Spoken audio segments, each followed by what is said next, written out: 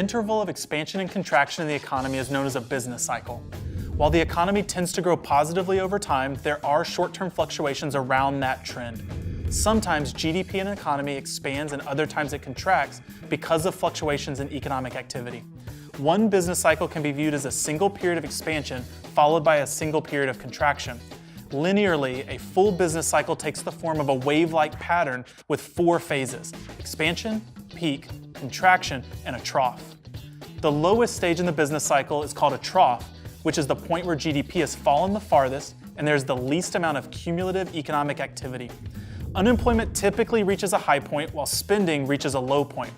The trough is always followed by an expansion, but the extent of the trough phase can only be seen after the fact, once the economy is observed to be expanding again. In the expansion phase, the economy has begun to grow again after bottoming out in the trough stage. There's an upward trend in prices and unemployment rates begin to drop as more money circulates through the economy. This increased circulation is the result of individuals and firms being more confident about their economic prospects and less inclined to hold on to savings because of the previous overall decline.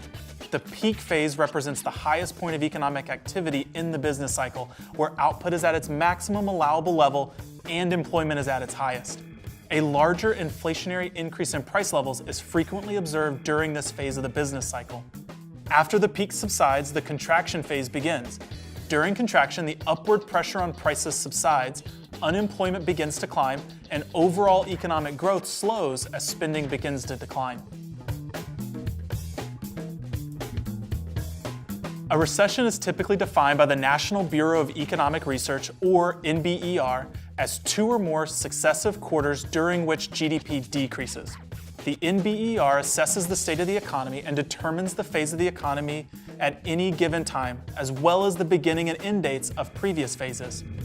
Recession is the term that NBER uses to describe the contraction phase of the business cycle, but this usage differs from the more common definition of the word.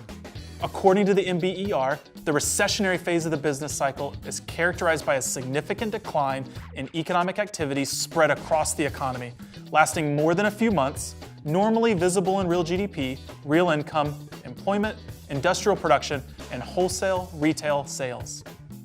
Since the Great Depression, booms and busts have continued to occur in the United States, but to a more moderate degree. Economists have differing perspectives on whether or not a nation should attempt to smooth out these fluctuations in the business cycle or just focus on long-term expansion of full employment GDP.